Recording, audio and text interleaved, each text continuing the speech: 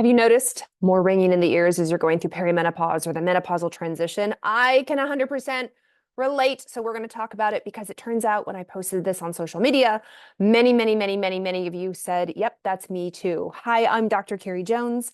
I'm a women's health and hormone expert. Subscribe below so you can always stay up to date on the latest as it relates to hormones, all things hormones, and your health.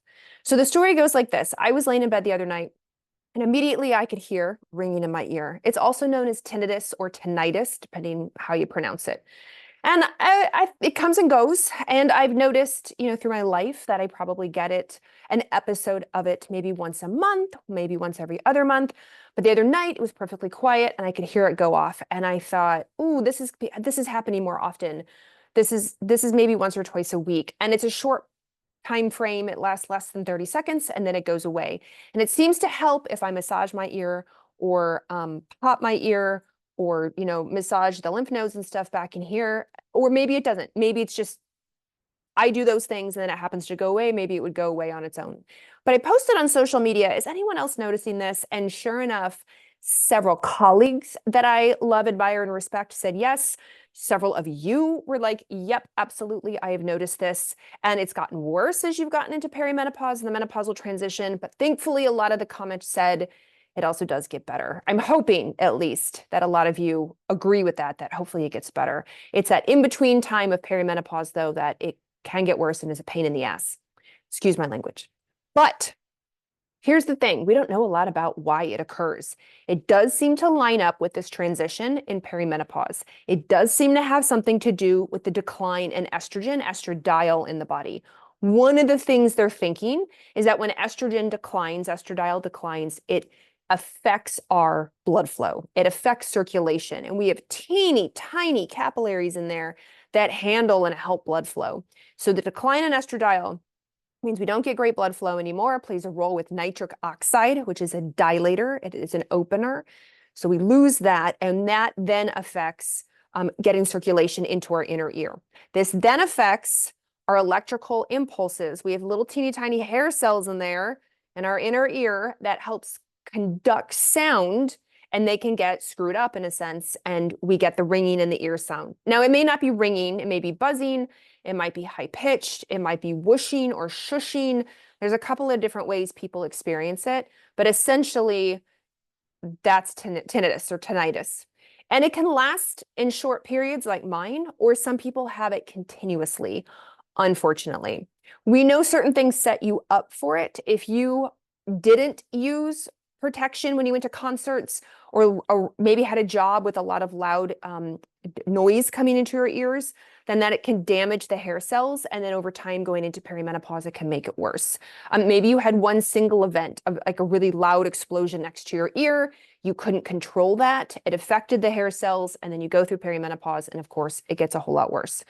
So we do know estrogen plays a role, but obviously women going on estrogen isn't the magic cure-all because not everybody said, yes, I went on estrogen, and yes, it immediately went away. So aging, circulation, estrogen plays a role here.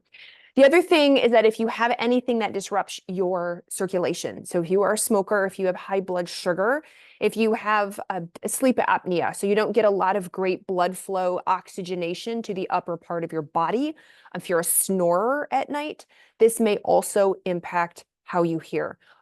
Genetics plays a role in hearing. If you have a family history of hearing loss, especially as you get older, that will also play a role. There is some research into some supplements you may want to talk with your practitioner about. There is some maybe like, let's say, early or mild indication that ginkgo biloba may be helpful. Zinc may be helpful, and nitric oxide supplements or foods containing or supporting nitric oxide like beets on a regular basis. Yes, that's the vegetable beet or the root vegetable may play a role and be helpful. So you also want to get hearing tested. We go to the dentist, we get a physical, we get our cholesterol and our blood sugar checked. Maybe you get other imaging, maybe like a mammogram, but we also do need to include hearing in that as well and figure out what is going on with your hearing. Could this be progressive, especially if you have ringing in the ears continuously? Or maybe like in my case, that it's happening more often. Like I said, mine is happening once or twice a week now, as opposed to maybe once a month or once every other month. So if this is you, if you are experiencing ringing in the ears, do know that, as a recap, yes, it seems to be more common in perimenopause. You are not alone. You probably should go get a hearing test and get that evaluated. Estrogen seems to play a role. If you are going on estrogen therapy, let's pay attention to your hearing and see what's going on. If you have other capillary blood circulation stuff, be you're a smoker, you have prediabetes or diabetes, so high blood sugar gums up the works of tiny capillaries, can't get the blood flow through, or you have sleep apnea, you're a snorer, you're not getting great oxygenation floating around in here, you have a lot of maybe tightness, stiffness, or injury around here, so blood flow can become a problem. And then if you continue to do loud noise events, you're at concerts or you have a job that requires you to be around loud noises, make sure you do use hearing protection if you aren't already, and protect what hearing you have left.